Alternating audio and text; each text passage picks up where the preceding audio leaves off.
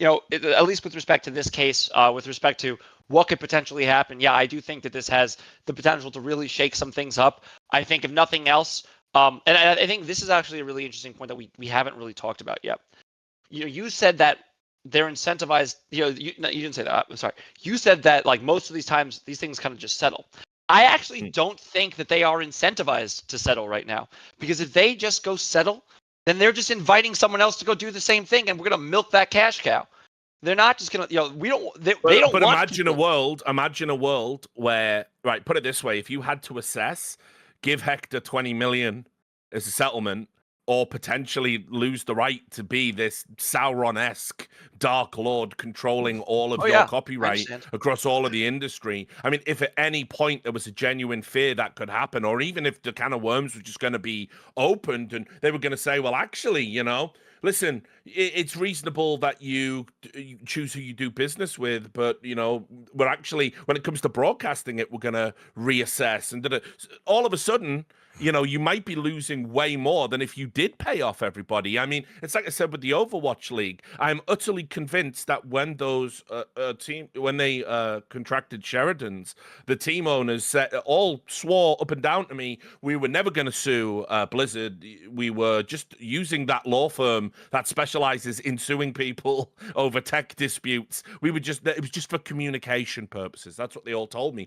I'm pretty convinced they went and said, we're all on the same page here. You sold us a bill of goods. We're going to sue the shit out of you. Make it right. And the making it right was the $6 million to fuck off meme. I think that's like, so imagine a world where, let's say, for example, Hector's able to win over a few of these team owners that could be named as co-conspirators or whatever. And they go, okay, yeah, we'll come in. We agree. We're going to champion what you're doing. And then suddenly it's a big war like Duncan's envisioning, and maybe you do just settle. I mean, personally, and again, I'm obviously not a lawyer. You know better than me. When I saw this lawsuit, I said, that's got settlement written all over it. Not just because of the contents, not just because of the length, because this lawsuit is running for years if it does go to the bitter end, but also timing. Microsoft have just took over Activision Blizzard. They've got rid of a lot of the Kotick cronies. They've started installing their own management. We've had mass layoffs. It's about as close to a clean start as you're going to get for a company, Activision in this case, which has tarnished its reputation ridiculously over the last 2 years. Let me ask you a question, though, right? Let's say that they settle with Scump and they pay him some money off, right?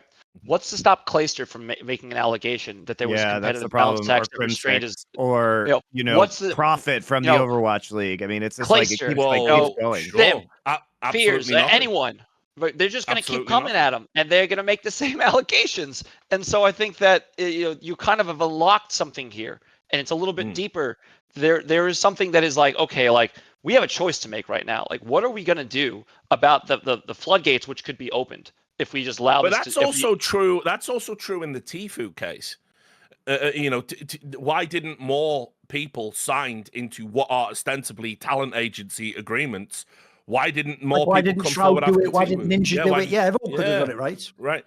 So I mean, honestly, the answer is because people haven't read that law. That's actually, honestly, I have, but Duncan can tell you. I read the complete Talent Agency Act of California or whatever. It was not fun. I will say, I have to always shade in like a 1% chance. Like he knows like his life one day might be a movie, and he was giving me material for the script, which I would write, obviously, Gonzo, the esports story. After he dies in like a John Belushi style 8-ball, in a hotel room somewhere, like the proper way to go out. I did once go to Rich's house in Vegas when he was working with that like WSOE, and then I did sit down and to watch like an NFL game or something, and then I was like, what's that? And there was like a massive thing of like ring binder with all like papers, and he was like, oh, it's just like California labor law or something. Like, I'm sort of like halfway through, like, what the fuck are you talking about? Like, I know he's just reading it for fun at the time. He didn't have anything to do with it. Like, he just wanted to know the case. But I was going to actually ask a question about the parameters, because if we're talking like the scale of where this could go, the other reason I also wonder if like you might eventually have to settle, or if they go super hard on the other side is this not, if I think of some of the most famous ever antitrust type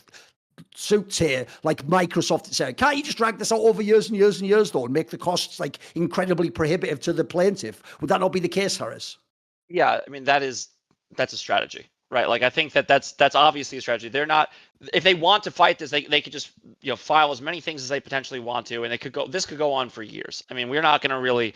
I don't think that we're going to get an answer to this anytime soon. I just think that exactly. I just want people to know it's not going to be like in a year we're going to find out. Oh yeah, it's all cool. Everything's free now, guys. Like no, like the whole point, like I'm saying, is if it goes to the scale it could, this could be like 10 years or something, right? To get it all done through, to get all the to put it in context, right? What's going on right now is the Sumail versus Evil Genius's jury trial. Oh, that was from years ago, yeah. Think about how long it's been. Yes. I think it's like 3 or 4 years. Sumail was on EG, yeah.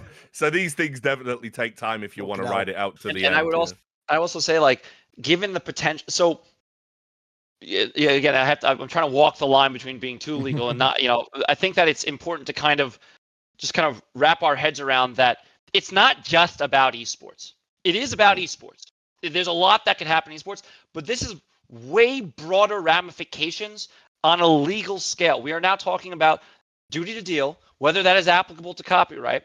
Then there's also something else, and I haven't even talked about this yet. Like the Section 1 of the Sherman Antitrust Act deals with, illegal or unreasonable restraints on trade that are basically put into an agreement, right? So we have people agreeing that they're going to unreasonably restrain trade, right? And I think an argument often is in patent law that, hey guys, like I own the exclusive rights. I have the monopoly on patent stuff. If I want to restrain trade and I give my right to somebody else, or say, like, I'm going to tell this person they could sell my product, but they could only do it at that price. We're going to price fix it. Like that happens sometimes in licensing agreements. I'll tell you, I'll license this to you, but it has to be sold at that price, right? That happens, right? So there's a question as to where that intersection is between copyright and between antitrust law there too, because they're basically going to say, well, we own the copyright here. You can't play this without us anyway, and therefore we can put up license terms, whatever we want to do with our license terms. You can't restrict us. And the kind of divergent from that is that, one, all the cases that kind of deal with it in the context of patent law, not really copyright. Two, the Supreme Court itself has discussed this issue, and there is no consensus right now on the Supreme Court as to whether or not a patent, the antitrust analysis begins after we've assessed the scope of the patent law, or it comes in tandem with it. In other words, do we balance antitrust with patent law, or do we just say patent law, then antitrust? There's not really a good understanding of this at the court. They've been fighting over this issue for about 100 years, actually. And so it's novel because we're talking about it first in the context of copyright, but two, we're looking at a court which is actually more conservative than the last time they addressed this issue. So it's possible they might go back to where they used to say and say, no, we're just going to look at patent law and then we do antitrust. So, it's obviously we're talking about copyright here, but so there's a lot of nuance on this. This has a massive ramification if it were to go, to copyright and antitrust generally. So we're not just talking about it from an esports perspective. This thing could literally, if it were ever to go, it could go all the way. If depending on how it goes and how far they want to go with it. So it actually has broader legal ramifications too. I would really underscore that.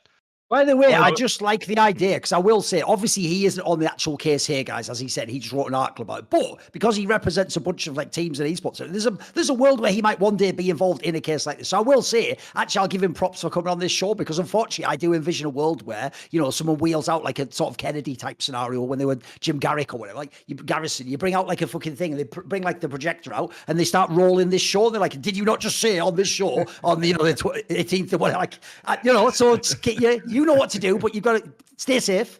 I gotta already have my YouTube videos in that as well, like in lawsuits. I'd love to see a real video for some context ever in a lawsuit show that was just like, and how's it today, dickheads? Like, just like I want that. It's not even necessary for the case, do it? I don't care. If they want to come after me, let them. See more cool, funny, interesting clips based on topics from my content? Well, subscribe to this channel then, or, be a pleb and don't.